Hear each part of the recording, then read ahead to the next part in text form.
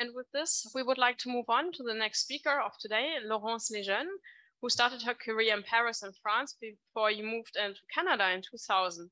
So Laurence was a core facility manager for 10 years, and then she moved on to industry where she became an independent consultant, providing uniquely tailored support for microscopy infrastructure and cytometry training until this year. Your involvement as a volunteer with non-profit organization demonstrates your dedication to the advancement of collaborative solutions. She is the founding member and past president of the Canadian Cytometry and Microscopy Association, and she's also founding member and vice president of the Canadian Network of Scientific Platforms. Her current engagement as a science, technology, and society PhD candidate highlights her commitment in understanding the scientific platform's impact in the research ecosystem. Laurence in the Impact Working Group in Global Bioimaging was also key for drafting and publishing the Global Bioimaging International Recommendation on measuring impact of imaging facilities. And your talk today will be about this international recommendation. Thank you very much and welcome. Hello, everyone. I need to move when I talk. So thank you, everyone. I'm really happy to be here today to see all of you in person. And especially all the Latin American team as well. I really loved the music before the start of the meeting. It's a great idea. So today I'm going to talk about measuring imaging core facility impact. Which one? I'm sorry, I can't move the, oh, here it is. So the outline would be first to express what is the need to measure impact and why is measuring impact important. And we talk then about the community-driven global bioimaging working group on impact. I'm gonna explain a bit of impact case studies and move to show you some tools for measuring impact, and then conclude with what are the next steps to be able to work together. So the need to measure impact came from the realization there's a gap in demonstrating the value of scientific platform and platform scientists' expertise. We look to our global counterparts where there are large infrastructure networks that have a lot of experience measuring impact. So for example, we looked at S3, Horizon Europe, OECD's data, indicators, and reports. But we realized there was a need for a community-driven bottom-up approach with impact measurements that are aligned with the mission of scientific platforms. So back in 2019, we got an opportunity from AÉSTS, which is a national Canadian funding agency, for funding to study the impact of scientific platform on the natural science and engineering ecosystem. So the project ended up as a collaboration between the Canadian Network of Scientific Platforms, CNSP, and Global Bioimaging. So why is measuring impact so important? You need to keep in mind the vision, mission, and values of scientific platform. It needs to be customized for each scientific platform or institution. We realize as unique indicators are absolutely needed, and that whatever we develop as a framework or guidelines, no one size fits all. So it really needs to be tailored to your needs. So the indicators that we tried to develop for the ANSWER-funded project were driven by indirect measurements because we realized, of course, there was nothing direct. So we had to work with proxies. Some of them were quantitative indicators, some were more qualitative. So why it's important? Because we need to talk to different stakeholders to show the value of what we're doing. So we need to have metrics that talk to the institutions, others for funding agencies, and others for policymakers, because we don't talk the same language. So it's really a question of translation. We need to choose the right indicator for SP. The one out there right now for research and PI-driven or project-driven are not appropriate for what we're doing. We need to educate the stakeholders of our mission, values, and vision. And we need to be accountable to the public who fund research. We need to demonstrate that every single dollar, pesos, euro you put into research infrastructure has a real value added to the research community. So one sentence I really like to use all the time is many of the things you can count don't count. Many of the things you can't count do count. And this is from Einstein. I think you can all rely on that. So how do we measure impact? So it's always come back to vision, mission, and values. We need to choose specific indicators that reflect the scientific platform or institution vision, mission, and values. We have lots of examples in history that using the number of the main target can lead to a lot of problems. So indicators must always be placed in the context of a story and not be the story itself. We need to measure strengths, for sure, but showcase weaknesses and gaps. The successes goes with the story. We need to show the successes. We all know amazing stories. They need to be out there. But we need also to identify areas to improve, illustrate gaps that need to be fixed, whether for us or for the whole funding community or funding agencies. And it's not to be used to compare with other scientific platforms. We are here as a community, we are collaborators. We're not in competition, we're not in publish or perish. And we need to look at evolution over time. It's very important. We need to see the history and the future for the vision of scientific platform. We need to look at life cycle stages of the platform, whether it's nascent, established, or mature, because what you're looking at and the outcome will be different depending on the stage. And we need to look at quantitative. We like data, like we scientists, but qualitative is very, very important. It's based on the people mostly. So again, I can't forget this one you need to remember. So within that project, we got to collaborate with Global Bioimaging. And when Claire was confirmed that we got the funding from NSERC, and she mentioned that to Global Bioimaging Group, she immediately was named co-chair of the Global Bioimaging Impact Working Group. And the good thing is I was paid to do some of the work, so we were able to really move forward in the project. So the societal impact of imaging research infrastructures working group. So I put the picture of people that might not be no longer working with the group, but I think it's important that every contribution is highlighted. And this, like a few weeks back, I was invited to become chair of that group, and I'm very proud of that, and I'm very happy about that. And I hope we will continue to work on those things. So what we published in 2021 or 2020 is international recommendation for measuring imaging core facility impact. So these recommendations are available online, and again, Yara provided the information to get access to it.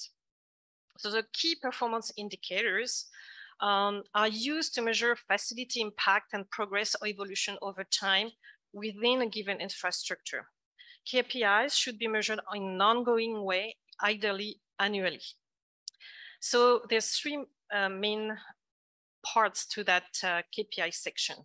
One is on infrastructure and personnel. So you need to have ideas of who is working in the facility, and the infrastructure itself, which is the instruments and the services. And they're all embedded together. You cannot measure one without the other. If you just have instruments, that's useless. The scientific platform performance also needs to be measured. You need to know your users, where they come from, what they do. And you need to know the diversity of the users, the quality of training, user training, how many user training are you doing, what type of training, workshops, these kind of things. You need to absolutely monitor user satisfaction. This is a great tool if something is super nice or if there's an issue to really showcase when you need to improve your facility, or when okay, I don't publish, but you know, people are very happy about me. Publications, if possible. It's not always possible for people to publish in core facilities, but when it's there, it needs to be really publicized. And collaborative publications, they're the one that are not always easy to attain because not necessarily all researchers recognize the collaboration with the core facilities. Of course, the financial performance, we're responsible about the money that we're using. So for example, it can be charged back revenue and sometimes grant funding. So for the key performance indicator, the report is structured as follows. The list, it provides a definition and description of each KPI, along with an indication of the level of complexity to measure each. So for example, green is supposedly to be relatively easy to measure and collect the information. Yellow will be moderate difficulty to measure or collect the information, and red supposed to be difficult. So when you read the report, you can decide, okay, I'll take the green ones because I don't have a lot of resources and I will go for the easy target, but at least make sure I monitor. It's always the key to know what you want to measure and make sure to collect the information. But some of the groups might decide, okay, the red ones are very important to my heart. For example, you know, I train tons of students. What is their career path? How much impact did I have on their career? But that's very difficult to measure. But if you're willing to put the resources to do so, you can really highlight the importance of the scientific platform imaging facility on many careers. For the social economic indicators are a bit more tricky because there's less quantitative information out of there. But research infrastructure enables high quality research outcomes that in turn have an impact on the broader socio-economic factors. Assessing impact through socio-economic indicators, SEIs, is a really powerful way to demonstrate value to key stakeholders. So there's 4 sections that you can find in this. You have the resources. Do you do open data sharing? Do you develop standards, and do you have a good quality management, quality of data, reproducibility, please? Education resources for the larger community. And this is what we're doing all the time, but sometimes we think it's normal. We need to showcase it. Expert advice to support public policies. So this is something that's coming in some areas where we begin to have a direct connection with policymakers, and this needs to be highlighted as well. The people, it's all about the people, highly qualified personnel. How do they invest in public education? What are the imaging scientists doing? And it's not necessarily publications. You have so many other skills that needs to be highlighted. And see also the direct or indirect career or job creation. Collaboration, innovation with industry is very important as well. And also something that we had a bit of a debate, but the public visibility, especially imaging scientists, to showcase science from the kindergarten to the adults. The image is the best way to show science is working and amazing and fantastic. So you have a way to reach out to the public. And I heard a lot of very nice initiative about that when we talked during dinner. So for the SEIs, it's the same structure where you have green and yellow and red for the difficulty. It's the same logic. So you can pick and choose the ones that fits to your need and to your resources. And again, most of them can be more qualitative. Sometimes it can be videos or timeline storytelling and so on. So talking about storytelling, telling your stories as imaging scientists. Remember, your expertise is essential. This is the example of the imaging scientist website, where they really are raising awareness of imaging scientists and what they do. There's a global recognition due to funding from Chan Zuckerberg initiative, and open science, team science movements are well aligned. So this is one way of doing this. And again, all initiatives are welcome. I'm a flow cytometrist by training, so I wanted to show that it's not just imaging community that is trying to showcase the importance of scientific platform.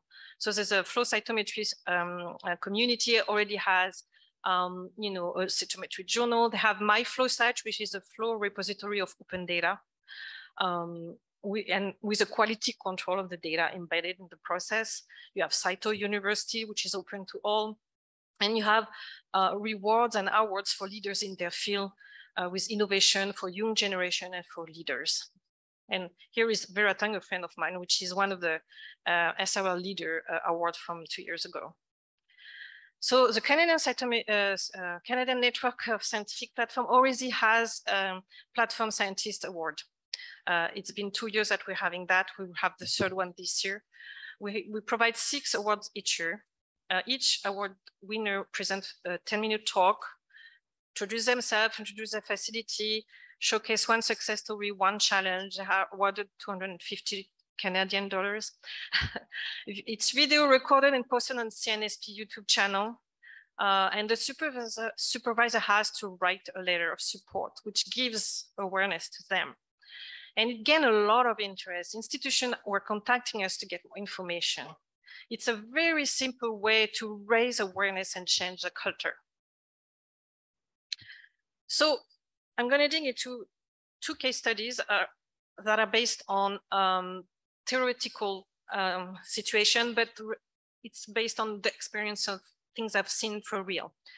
So we talked about the people. So let's imagine a facility that has one platform scientist, and at the beginning, everything goes well, training requests are completed, all instrument support requests are there, and you have a reasonable administrative load.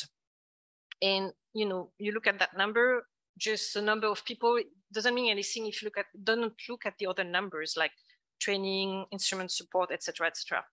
But then good person success, overload. You have lots of more work, and then you begin to have a backlog in training, backlog in requests to use the instrument, and the administrative load gets higher. So just by hiring a second scientist really brings back all the markers to the green. But if you were to look just at the financial marker, having a second salary might look like you're not making a lot of money, right, in the platform. But in the end, is it that what's important? You serve the community, everybody's happy, you do a lot more science. So this is the kind of things where all those indicators need to work together, not just take one and look at that.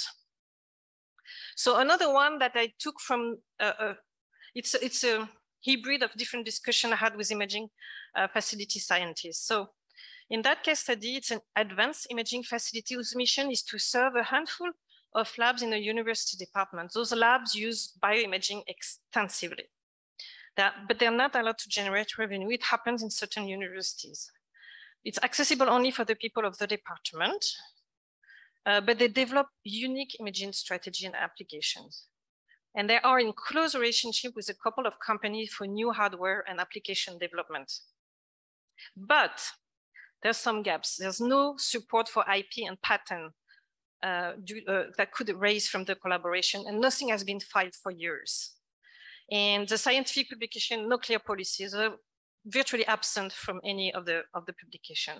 So by changing the policies, now they have someone in the university that is an expert to develop IP, make sure you have the contracts signed, make sure you have the relationship with the companies, because they bring very high value for them.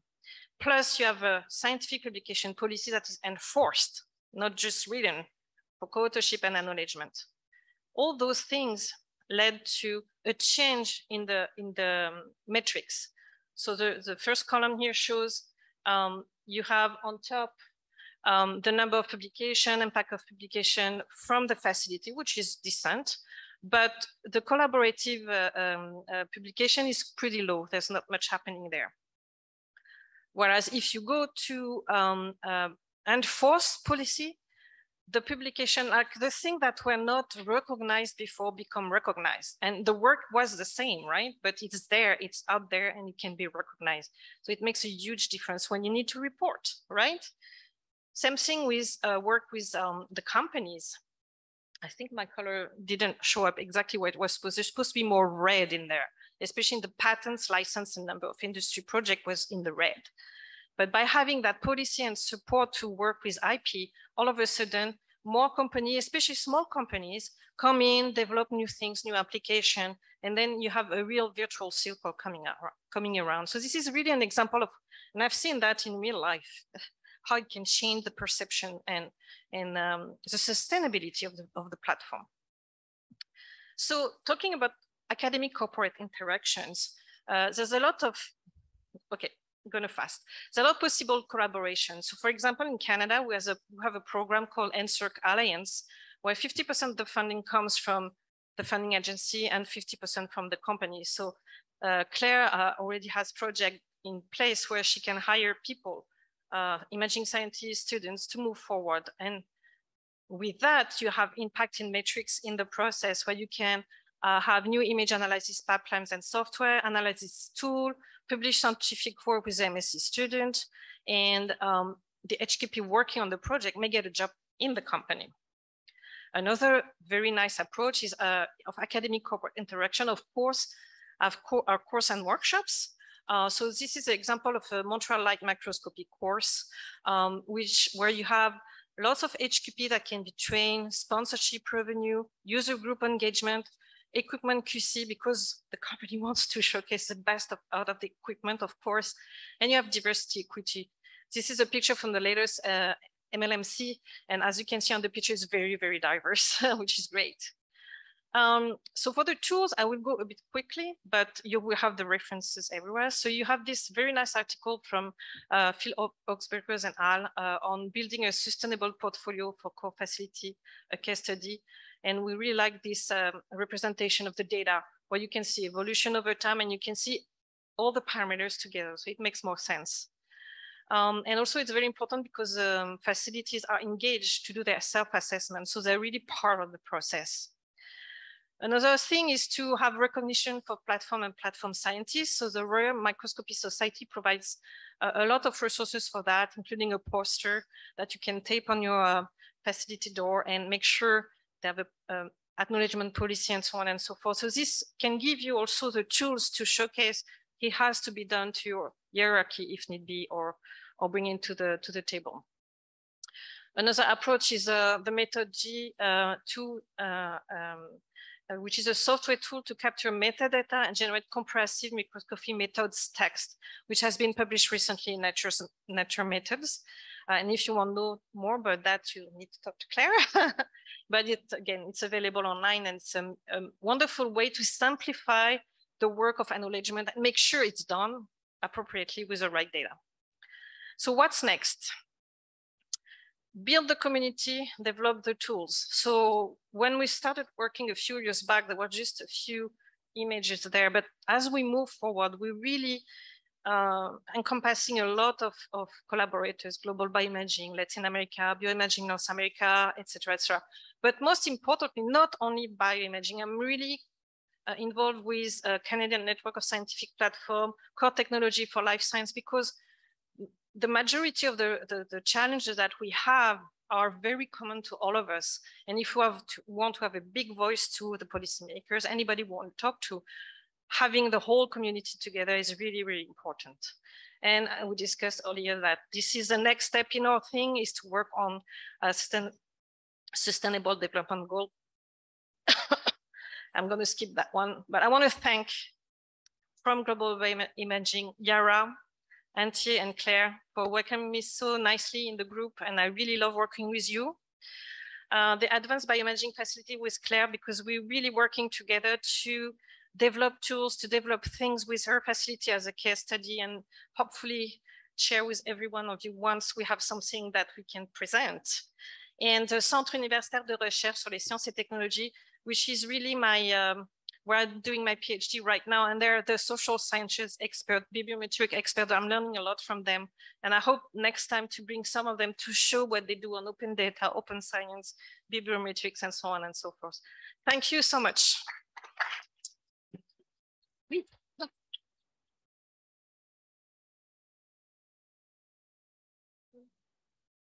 Thank you very much, Laurence. Brilliant presentation. Are there questions from the audience?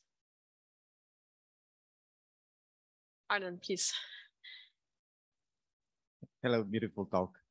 So this talk is about quantitating human actions, but I wonder about feelings. So feelings create momentums and create social movements. And I mean, you have a facility member that makes a work, but how society perceives that work? Well, because I think that is very important to understand, and perhaps the answer might be in psychology or in social sciences. Absolutely, that's a very, very interesting topic. I'm part of a program that is called Science, Technology, and Society. And the research center I mentioned, we have people that are doing philosophy, psychology, management, and you have people working on those things. You know, to try, for example, one of my colleagues works on climate change scientists and how they will change the way they talk to the general public and understand that.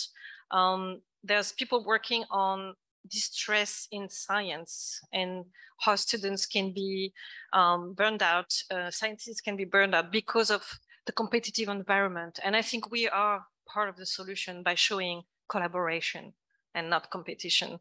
Another one is working on open science, open data, and looking at the good side, but also the dark side of it, and how we need to be careful how to share our data the right way and for the good reasons. So all those topics, it's a whole field of research that we usually not really aware of, but there's lots of talented people. So my objective in the future is to bring them on those kind of meetings to explain what they're doing with their research. Thank you so much.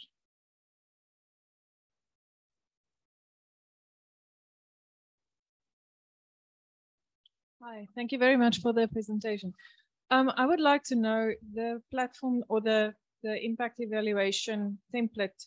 Does it make room for challenges that's specific to the region, the institution, etc.? Because you can measure publications in a highly resourced facility versus one that has a lot of challenges. So just give us something about that. Well, that's one of the main points we had in mind. We're all different and we all have different, like, even if there's commonalities, we'll have different challenges. So for example, for publications, there's lots of literature explaining how some local or gender differences impact what we can show.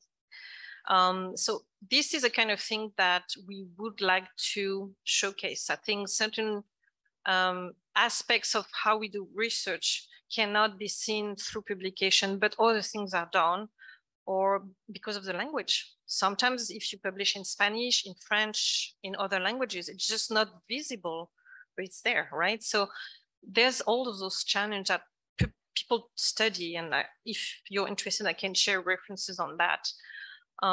Again, it's, you know what you're doing, you know what you're doing well, I hope. If not, you need to figure it out. And it is you to showcase what you're doing. And our objective also with global imaging is to help you do that.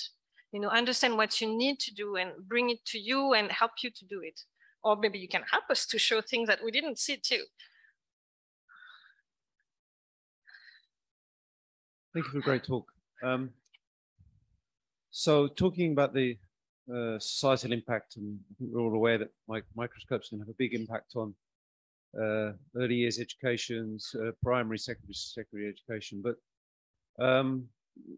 in Mexico, there's been a big push. Now the government is really pushing for scientists to directly demonstrate their the impact, societal impact of their work, and it involves reporting easy numbers. So we went to the school, and 150 kids benefited, or 200 people went to the science fair, and we were there.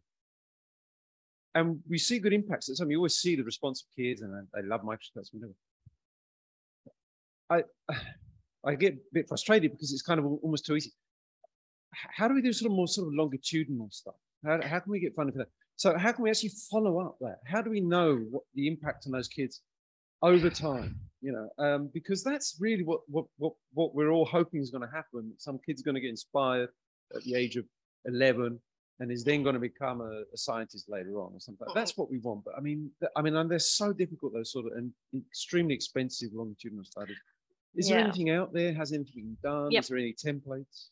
So you're right. Looking long term and following what people do after they've been inspired is costly but necessary.